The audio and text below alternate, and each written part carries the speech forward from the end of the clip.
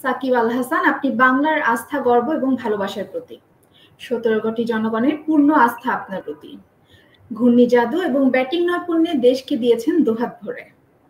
সম্প্রতি অস্ট্রেলিয়ার বিরুদ্ধে ঐতিহাসিক জয় পেয়েছে বাংলাদেশ। আর ৫ ম্যাচ টি-২০ সিরিজের সেরা খেলোয়াড় আপনি, সেই সঙ্গে জুলাই মাসে বিশ্বের সেরা খেলোয়াড় আপনি। ফিরেছেন র্যাঙ্কিং এর শীর্ষে। সেরা হওয়া আপনার জন্য নতুন কিছু নয়, তারপরও এই করোনা মহামারীর এই সময়ে এমন অর্জন কি ভিন্ন কোনো অনুভূতি এনে দিয়েছে? যেকোনো অর্জনই সবসময় আনন্দদায়ক, গর্বের। স্পেশালি সেটা যদি দেশের জন্য হয় সেটা তো আরো বেশি গর্বের।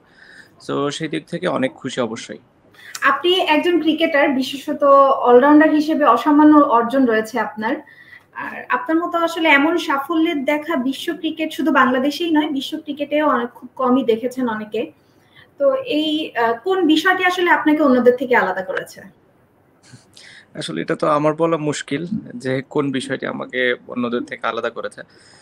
যেটা হচ্ছে যে আমি খেলাটা খুব এনজয় করি এবং দলের প্রয়োজনের সব দিক থেকে কন্ট্রিবিউট করার চেষ্টা করি।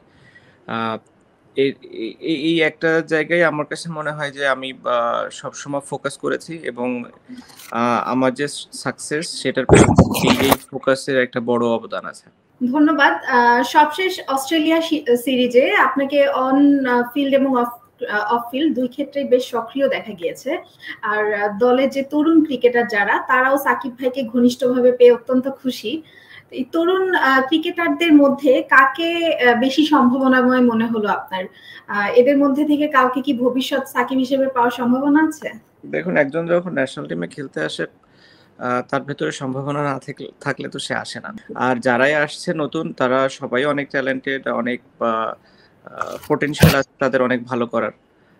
জাস্ট সময়ের সাথে, সাথে আমার ধারণা তারা আরো বেশি ইমপ্রুভ করতে পারবে এবং বাংলাদেশের হয়ে আরো বেশি কন্ট্রিবিউট করতে পারবে। জি, অনেক ধন্যবাদ। আম অবসর তো নিবেন ভবিষ্যতে। তো অবসর নেওয়ার আগে নিজের নামের পাশে কত রান এবং কত উইকেট দেখতে চান? আর অবসর নেওয়ার আগে কোন অর্জনটি আপনার জন্য সবচেয়ে বেশি কাঙ্ক্ষিত হবে? দেখুন, আমার নিজের নামের পাশে কত রান কিংবা কত উইকেট এটার জন্য আমি কখনোই ক্রিকেট খেলিনি। সো ওটা নিয়ে কোনো টার্গেট আমার নাই। অর্জন বলতে যদি কোনো ওয়ার্ল্ড কাপ জিততে পারি বাংলাদেশের হয়ে সেটা অবশ্যই আমার লাইফের একটা বড় অর্জন হবে।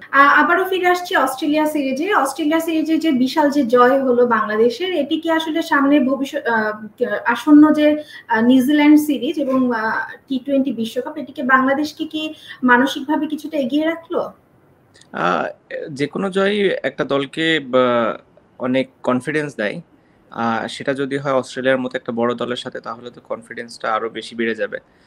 যদিও এরপরে আমাদের নিউজিল্যান্ডের সাথে খেলা আছে এবং আ সবাই ওটাতে ফোকাস করছে এখন। সো বা অস্ট্রেলিয়ার সাথে এই জয়টা আমাদেরকে অবশ্যই মোটিভেট করবে আরো ভালো করার জন্য এবং সেটা আমাদেরকে ওয়ার্ল্ড কাপের জন্য মোটিভেট করবে বলে আমি মনে করি। যে টি-২০ বিশ্বকাপে যে টি-২০ বিশ্বকাপ সামনে হবে, এটিতে বাংলাদেশের কতখানি সম্ভাবনা দেখছেন? দেখুন, এই একটা ফরম্যাট যেখানে আমরা খুব বেশি একটা ভালো কখনোই করিনি। বাট এবারের সিনারিওটা একটু অন্যরকম। আমি বিশ্বাস করি এবারে আমাদের যে দলটা আছে আ তাদের বেশ ভালো করার সম্ভাবনা আছে ওয়ার্ল্ড কাপে। তো আপনি যদি ক্রিকেটার না হতেন, সেক্ষেত্রে কি ব্যবসায়ী হতেন? আ বলাটা মুশকিল। বাট খেলোয়াড় হওয়ারই ইচ্ছা ছিল। ক্রিকেটার না হলে হয়তো ফুটবলার। তা না হলে হয়তো বা কোনো জব যদি না করতাম তাহলে তো আসলে ব্যবসা করার একটা অপশন থাকতই। বাট আমার ধারণা যে এই ক্রিকেটের কারণেই বিজনেস এই বিজনেস না যেকোনো বিজনেসই আমার যে ক্রিকেট প্রফেশনটা ছিল দেখেই বিজনেসের মাইন্ডটা তৈরি হয়েছে ছোটবেলা থেকেই।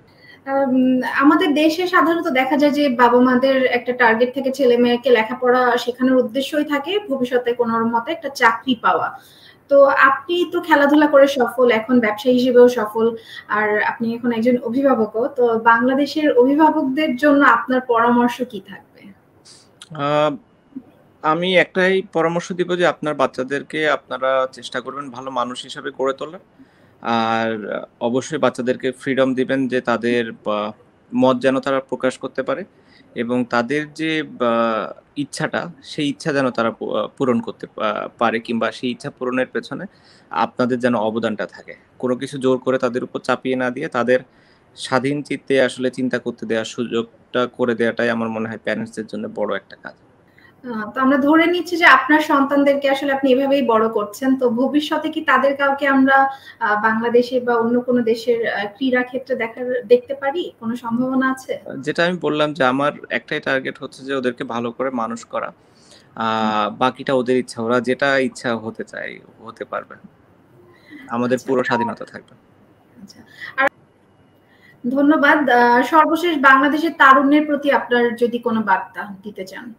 দেখুন আসলে তরুণই তো দেশের ভবিষ্যৎ। সো তারা কোন পথটা বেছে নিচ্ছে এটা আসলে আ আমাদের দেশের ভবিষ্যৎকে বা সেভাবে আসলে আগায় নিতে সক্ষম করবে যদি তারা ভালো পথটা বেছে নেয়।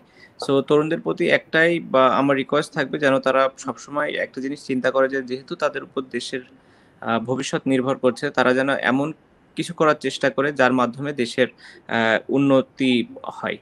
করোনা মহামারী তো জানেনই বাংলাদেশের অবস্থা হুম। এখন ভালো না। কিন্তু মানুষের মধ্যে স্বাস্থ্যবিধি মানার প্রতি একটু অনীহা।